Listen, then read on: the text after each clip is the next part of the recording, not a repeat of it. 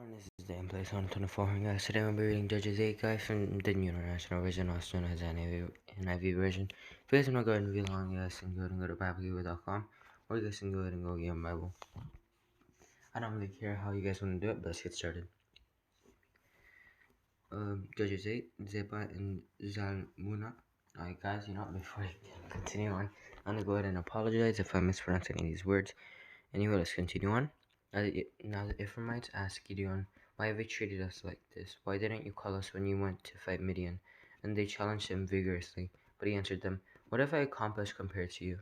Aren't the gleanings of Ephraim's grapes better than the full grape harvest of Abiezer? God gave Oreb and Zeb, the Midianite leaders, into your hands. What was I able to do compared to you?"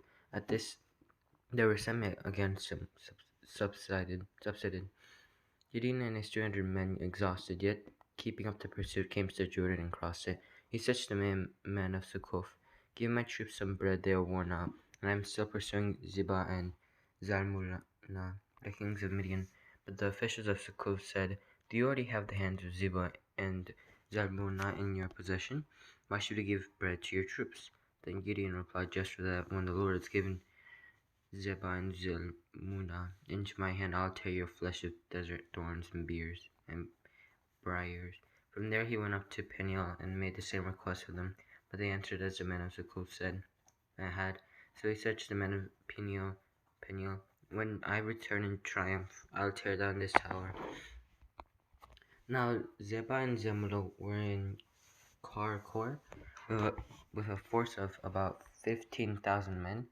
All that were left of the armies of the eastern peoples, 120,000 swordsmen, had fallen. Gideon went up by the route of the nomads, east of Nobah and Jogbia, and attacked the unsuspecting army. Zebah and Zalmunna, the two kings of Midian, fled, but he pursued them and captured them, routing their entire army. Gideon, son of Joash, then returned from the battle by the pass of Heres. He caught a young man of Succoth and questioned him, and the young man wrote down for him the names of the 77 officials of Succoth, the elders of the town. Then Gideon came and said to the men of Succoth, "Here are Zebah and Zalmunna, about whom you taught me by saying, 'Do you already have the hands of Zebah and Zalmunna in your possession? Why should we give bread to your exhausted men?'" He took the elders of a town and taught the men of Succoth a lesson by punishing them with desert thorns and briars. He also pulled down the tower of Peniel and killed the men of the town.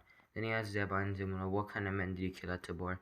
"Men like you," they answered, "each one with the bearing of a prince." Gideon replied, "Those were my brothers, the sons of my own mother. As sure as the Lord lives, if he had spared their lives, I would not kill you." Turning to Jephthah, his oldest son, he said, "Kill them." But Jephthah did not draw a sword because he was only a boy and was afraid. Zebah and Zalmunna said, "Come, do it yourself. As is the man, so is his strength." So Gideon stepped forward and killed them, and took the ornaments off their camels' necks. Gideon's ephod. The Israelites said to Gideon, "Rule over us, your son, and your grandson, because you have saved us from the hand of Midian." But Gideon told them, "I will not rule over you, nor will my son rule over you. The Lord will rule over you." And he said, I do have one request, that each of you give me an earring from your share of the plunder." It was the custom of the Ishmaelites to wear gold earrings. They answered, "We'll be glad to give them." So they spread out a garment, and each of them threw a ring from his plunder onto it. The weight of the gold rings he asked for came to 1,700 shekels, not counting the ornaments, the pendants, and the purple garments worn by the kings of Midian, or the chains that were on their camels' necks. Gideon made the gold into an ephod, which he placed in Ophrah, his town. All Israel prostituted themselves by worshipping it there, and it became a snare to Gideon and his family. Gideon's death. Thus Midian was subdued before the Israelites and did not raise its hand again. During Gideon's lifetime, the land had peace for 40 years. Jerubbaal, son of Joash, went back home to live. He had 70 sons of his own, for he had many wives. His concubine, who lived in Shechem, also bore him a son, whom he named Abimelech. Gideon, son of Joash, died at a good old age, and was buried in the tomb of his father Joash in Ophrah of the Abiezrites.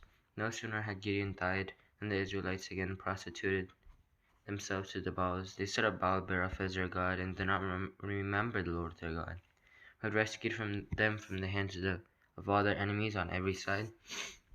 They also failed to show any loyalty to the family of Jerubbaal.